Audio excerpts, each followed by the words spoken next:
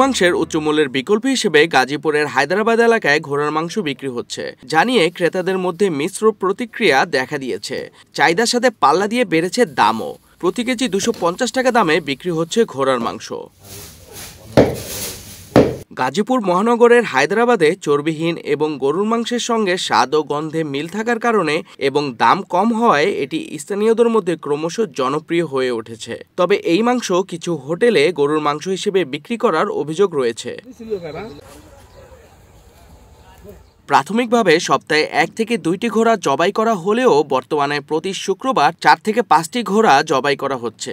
বিক্রেতারা জানান, ঘোড়া কিনতে কম খরচ হওয়ার কারণে তারা সস্তায় মাংস বিক্রি করতে সক্ষম হচ্ছেন। এলাকাবাসী এই মাংস খুব একটা কিনছেন না, তবে দূর দূরান্ত থেকে অনলাইনে এর চাহিদা বৃদ্ধি পাচ্ছে।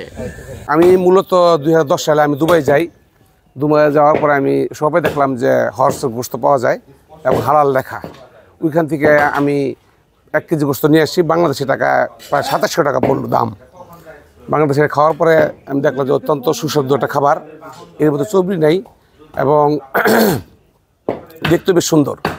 তারপর চিন্তা ভাবনা করলাম যে এটা বাংলাদেশে কীভাবে খাওয়া যায়। গাজীপুরে ঘোড়ার মাংস বিক্রি করেন শফিকুল ইসলাম ও নুরুল্লাহ মামুন নামের 2 বন্ধু। শফিকুল ইসলাম জানান, গরুর মাংসে চর্বি থাকে কিন্তু ঘোড়ার মাংসে চর্বি নেই। এটি গরুর মাংসের চেয়ে সুস্বাদু এবং খাওয়ার পর হাত ধুতে সাবান লাগে না। তিনি আরও বলেন, শুরুতে প্রতি কেজি 250 টাকা বিক্রি করতাম, কিন্তু এখন 300 টাকা কেজি দরে বিক্রি করছি।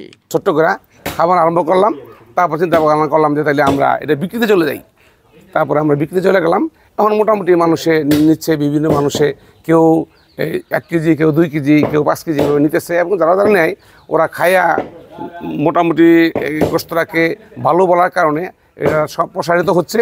একজন সাধারণ মাংস ক্রেতা বলেন, গরুর মাংসের মতোই সুস্বাদু ঘোড়ার মাংস, তবে বাংলাদেশের কোথাও ঘোড়ার মাংস খাওয়া যায় কিনা এটা তার জানা নেই। চর্বি ছাড়া স্বাদে গন্ধে অনেকটাই গরুর মাংসের সঙ্গে মিল থাকায় এবং কম দামে কিনতে পারায় এর ব্যাপক গ্রাহক চাহিদা বেড়েছে।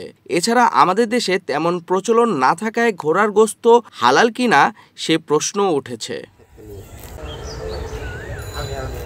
এ বিষয়ে মার্কাজুল কুরআন আল ইসলামিয়া মাদ্রাসার পরিচালক ও খতিব দক্ষিণ বাউপাড়া আল আল্লামা জামে মসজিদের মুফতি আবু সাইদ সাদি বলেন, আল্লাহ রাসূল সাল্লাল্লাহু আলাইহি ওয়াসাল্লামের হাদিস থেকে এটা জানা যায় যে ঘোড়া খাওয়ার ব্যাপারে আল্লাহ রাসূল অনুমতি দিয়েছেন।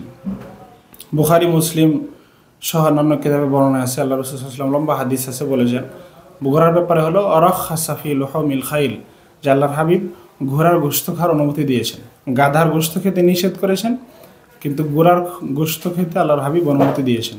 এ ব্যাপারে অনেক হাদিসে বর্ণনা আছে।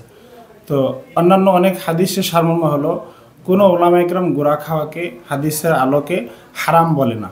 অনেকেই হয়তো এটাকে অপছন্দনীয় বলেছেন, মাকরু বলেছেন সর্বোচ্চ, কিন্তু বেশিরভাগের মত হলো যে এটা খাওয়া বৈধ। এ নিয়ে ইসলামিক চিন্তাবিদদের মধ্যে মতভেদ রয়েছে। হানাফি মাযহাব অনুসারে এটি মাকরু, তবে এটি হালাল বলে মত দিয়েছেন অনেক আলেম। তবে উদ্যোক্তারা বলেন, এলাকার মধ্যে ঘোড়ার মাংস খাওয়ার জন্য দূর দূরান্ত থেকে অর্ডার আসে, এজন্যই ঘোড়ার মাংস বিক্রি করার জন্য উৎসাহিত অনেকে।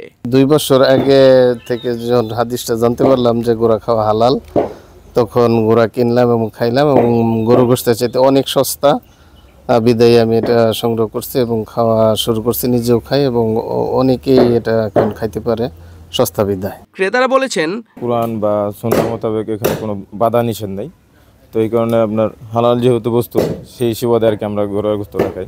গরুর মাংসের মতোই স্বাদ, বরং যদি ভালোভাবে রান্না করা হয় তাহলে স্বাদ আরও উন্নত হয়। সিদ্ধ করে নিলে এটি বেশ নরম ও সুস্বাদু লাগে।